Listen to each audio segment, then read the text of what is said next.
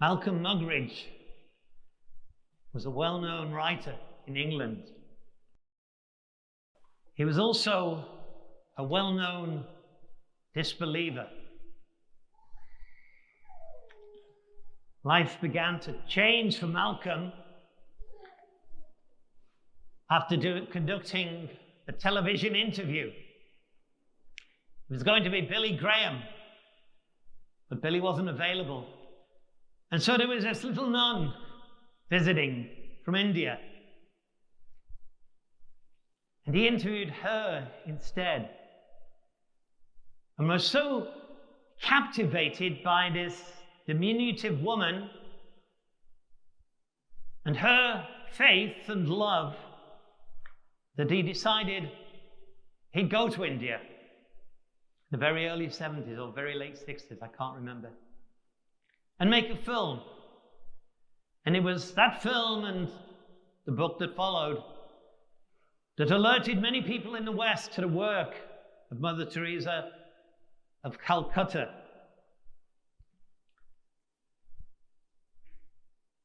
And there's a beautiful scene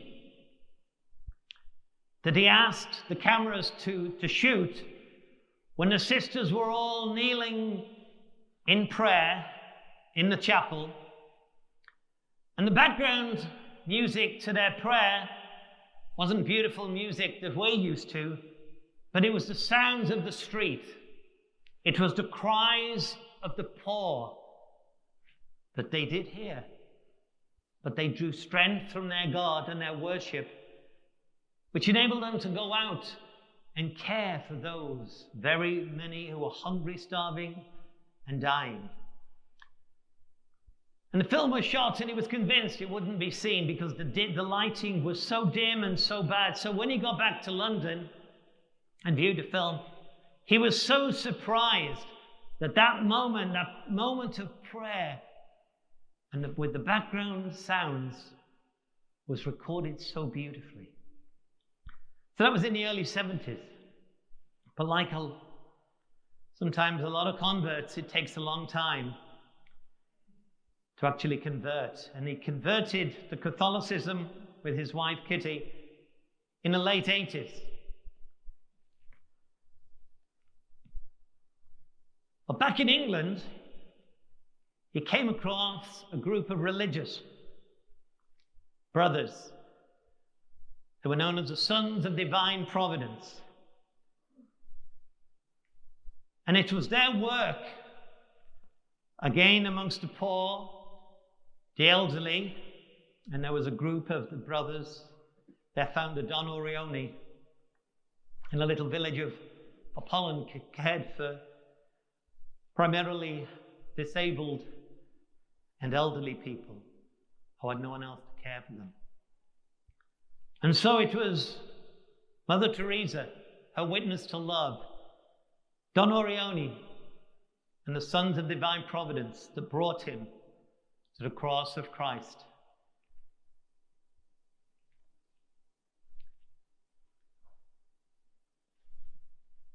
It's not that easy unless you're absolutely gifted to win people's hearts through words, but by actions. Of course, he paid the price. He'd always had a religious advisor. He was an Anglican priest. I can't remember his name.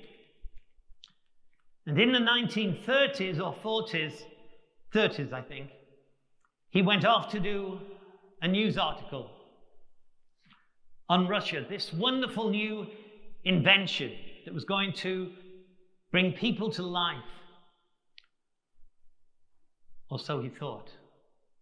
But when he got there, he found that the people weren't being fed, that the grain and the bread was being wasted, and so thousands were suffering hunger.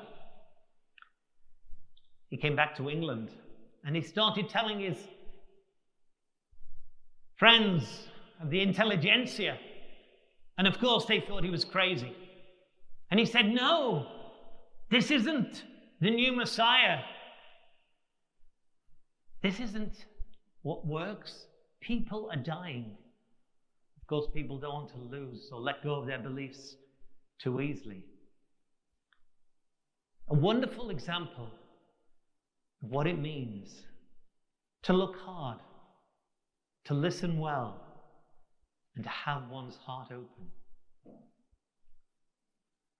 And so it's much easier to recite the words of 3:16, so familiar to so many at sporting games and other events. But it's quite another matter to practice them.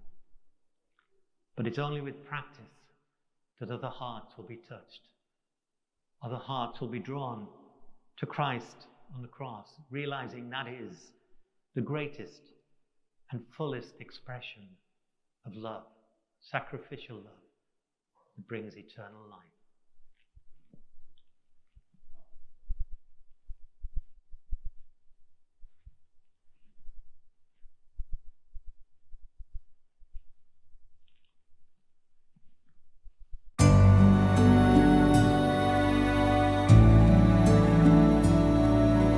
Please like, subscribe, or comment below.